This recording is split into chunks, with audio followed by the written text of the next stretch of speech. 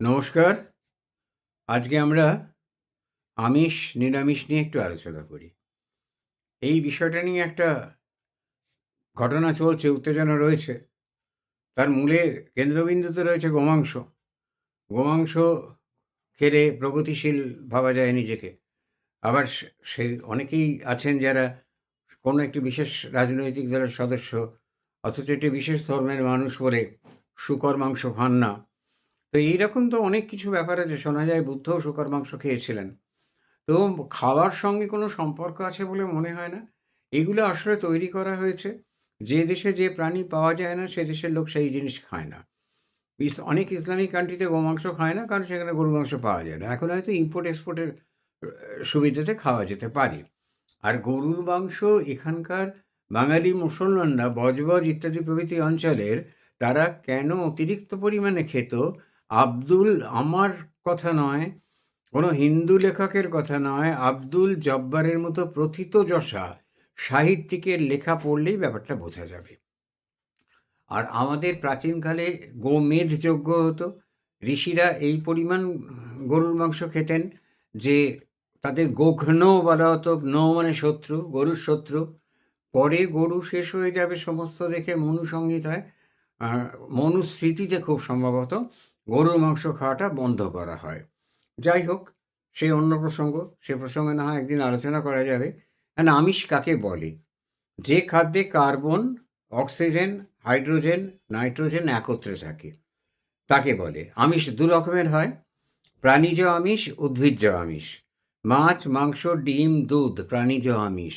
অদ্ভুত জিনিস, দুধ তো পুজোতেও দেওয়া হয়, দুধ দিয়ে সিন্নি করা হয়, পায়সান্ন দেওয়া হয়।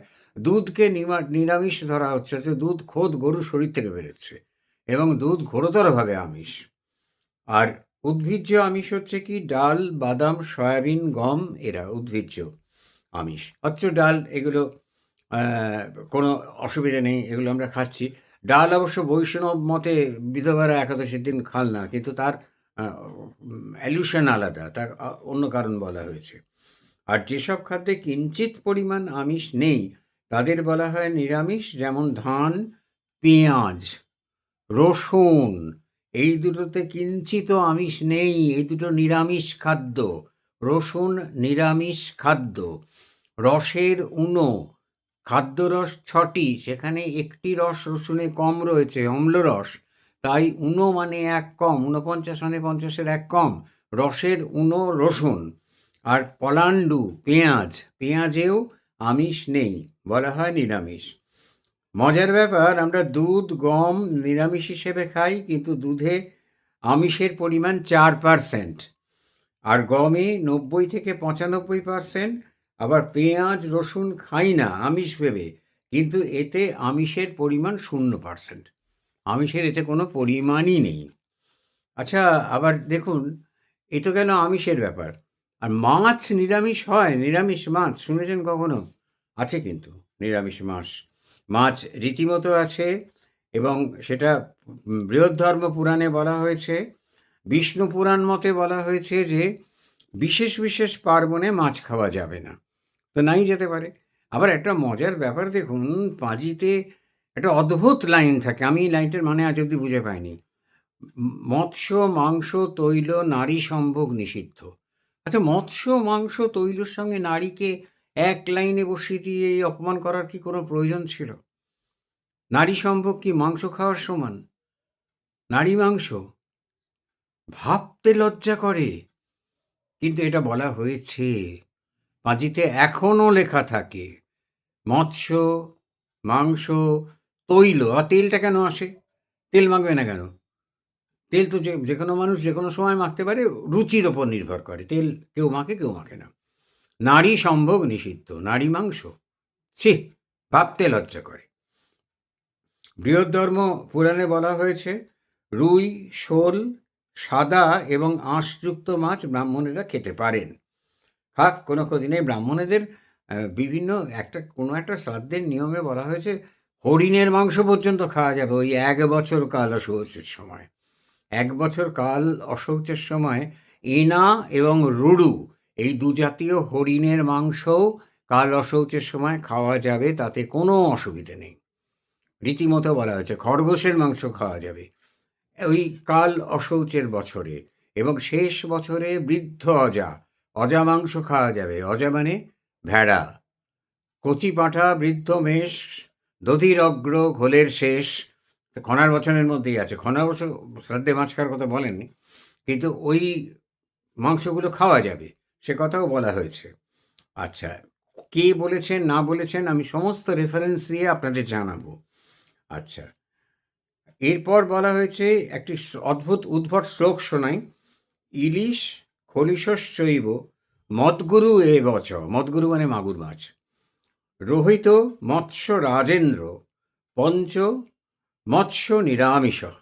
অর্থাৎ ইলিশ, খলসে মাছ, ভেটকি মাছও নিরামিষ, মাগুর, রুই, এই 5টি মাছকে নিরামিষ মাছ বলা হয়েছে। আসলে আমিষ নিরামিষের পার্থক্যটা এইভাবে করা হয়নি, এবং কোথাও মাংস খেতে পারবে না, কোথাও মাংস খেতে পারবে, সেটাও বলা আছে। এগুলো অনেক পরে এসছে। রামচন্দ্র রীতিমতো মাংস খেতেন।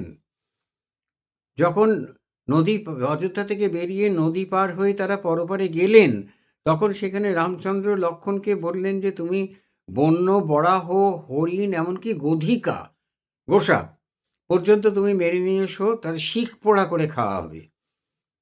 সীতাও খেতেন, রামচন্দ্র খেতেন। আর একটা জিনিস ভাবুন না, রামচন্দ্র ক্ষত্রিয় ছেলে মৃগয়ায় যেত। মৃগয়ায় গিয়ে কি, মৃগয়া মানে তো হরিণ মারা নয়, মৃগয়া মানে অনুসন্ধান করে মারা। তাহলে সে যে মৃগয়া অনুসন্ধান করে যে তিনি মারতেন খুঁজে, তাহলে মেরে তাকে কি দিয়ে আসতেন ওই আদিবাসীদের খাওয়ার জন্য? নিজে খেতেন না।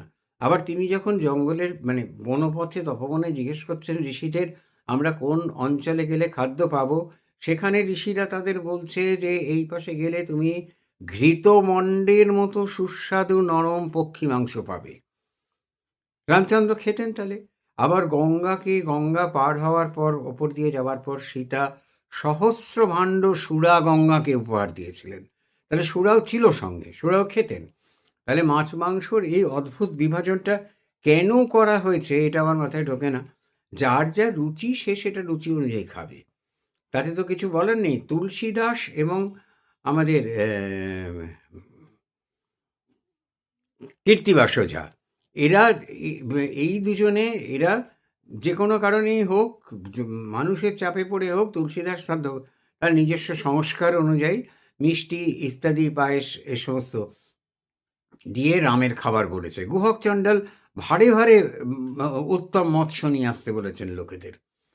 তাহলে রামচন্দ্র নিরামিষাশী নন। আর সব থেকে বড় কথা হচ্ছে যে ঈশ্বর বা ভগবান বা ব্রহ্ম যিনি যাই হন, তিনি কেন নিরামিষ খাবেন বা উপবাসী থেকে কষ্ট করবেন? করবো তো আমি তার কাছে কোনো একটা প্রার্থনা নিয়ে যাচ্ছি বলে আমি সংযম করব, আমি উপবাসী থাকব, আমি উপবাসী থেকে তাঁর পুজো দেবো।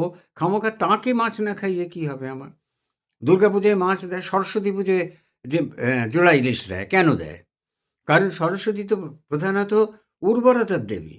সরস্বতীকে নদীতমে, অম্বিতমে, দেবীতমে বলে ঋগ্বেদে সম্বোধন করা হয়েছে, কোথাও বিদ্যুতমে বলা হয়নি।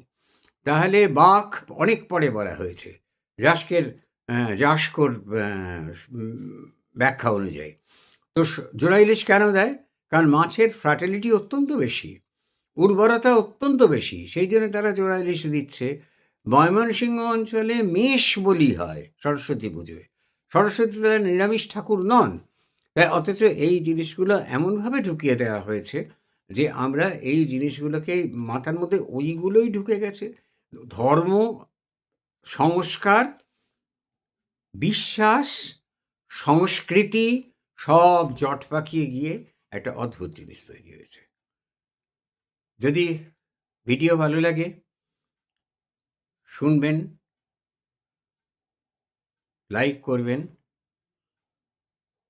জিনিসগুলো জানাবার চেষ্টা করব। নমস্কার।